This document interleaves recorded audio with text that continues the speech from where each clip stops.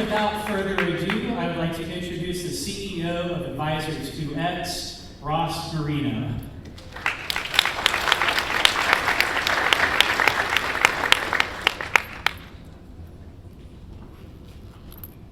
Do you remember the first time you put together a financial plan, you had a deliverable, maybe it was a summary letter with action steps, maybe it was a software presentation?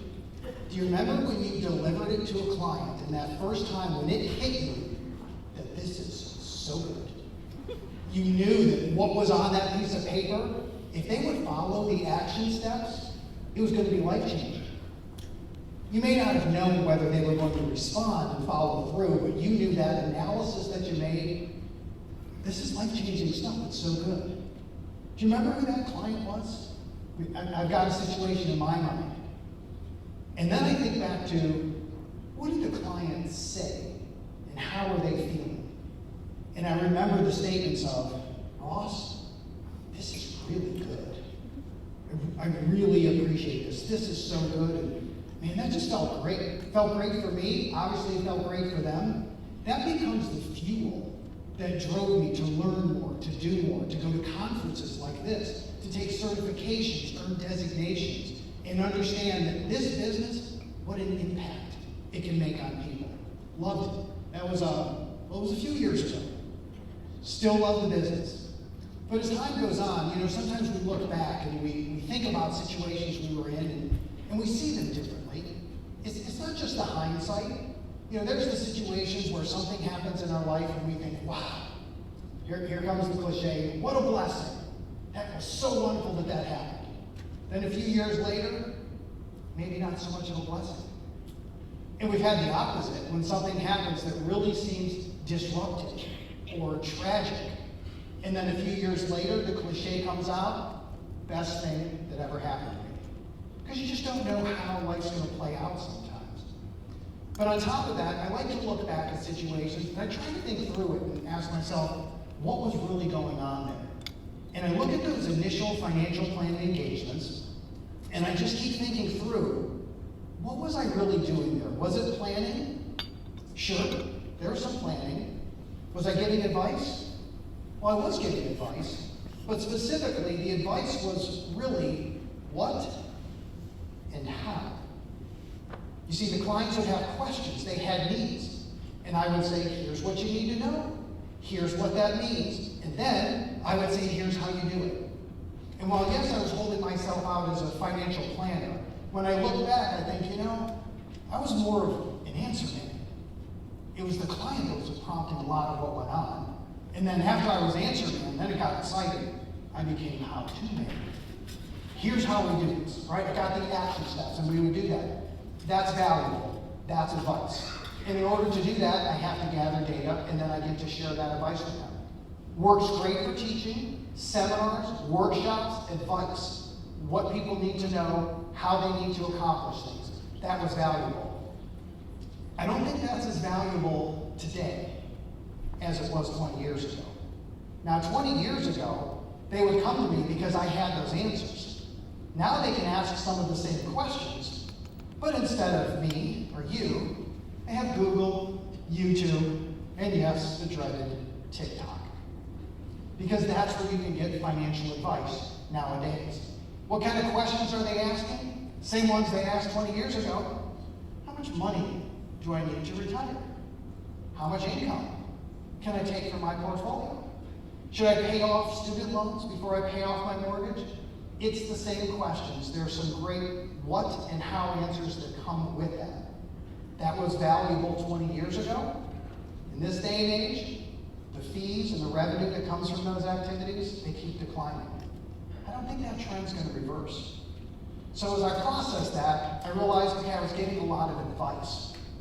But for 5 years from now, 10 years from now, where's this industry going to go? What can I do that will bring value to a client over time? And also, selfishly, what's going to be exciting to me? Because the answer man thing, full disclosure, getting a little bored with it. Right? It's the same questions over and over, and we get to answer them, but I don't think I'm really making as much of an impact when I'm just helping that way. So as I think about this conference, as we're putting together the agenda, I've tried to frame it in my head of what is going to matter 5, 10, 20 years from now. Is it financial advice, or are we going somewhere else? And I'd imagine most of you are already there because you're here. Because you looked at the agenda, you looked at the topics, and you realized this industry is moving to a place it wasn't real active in 10, 20 years ago. That's the human side of financial planning. Well, in order to master the human side or grow the human side and make an impact, what do I need to do? Give advice? I don't think it's the advice thing.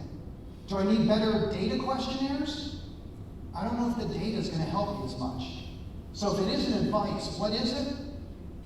I think it's guidance. And to me, what guidance means, it's helping somebody go somewhere they can't get on their own. It's guiding them to think through things and to make decisions. In order to be a financial planner, I have to know the technical side. I get it, I'm not discounting that. But in order to guide people to make decisions, I have to understand the human side. It means I have to understand how they think. I have to understand what they're feeling and what that means to the decision-making process. Because what I think and how I feel is really important in how I eventually make decisions with that. So how do I integrate that together? How do I take the human side and the technical side, and how do I bring them together? Well, the speakers here, they've got a lot of ideas. They've got answers. There's certification programs here, there's designations that are here, and they're all designed to combine the human side of financial planning and the technical side. And if we can bring that together, I think that's where the industry's going to go. And more importantly, it's a business model where I don't think a computer can replace that process anytime soon. That's the alpha. That's the value that I can bring as a financial planner, to ask people questions and guide them. And here's the cool part about these questions, or at least to me it's the cool part. I can't answer them for the client. Everybody's unique. Their journey is unique. And as I go through Q&A with them, I'm asking questions and they may ask me for the answer. And they'll get what my kids get. Another question. I've often joked that my kids are going to grow up and think, I don't think my dad's real bright. I've been asking him questions for years, and I don't think he ever answered anything. Maybe he doesn't know anything, because I just like to answer a question with a question. Well, that's the guiding process. That's what we do if we're going to help people make a decision that's best for them.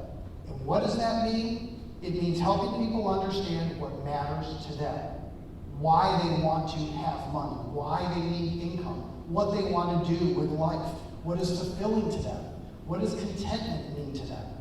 We can't answer that for them, but we can prompt the questions, we can guide the conversation, and we can help them figure out what matters most to them. And when we do that, now it's something that I'm not going to get bored with, because now I can take their resources, their assets, their financial planning decisions, and combine them with what matters most to them. That's something that has legs in the industry. Not worried about fees declining on that, not worried about a computer replacing me on that.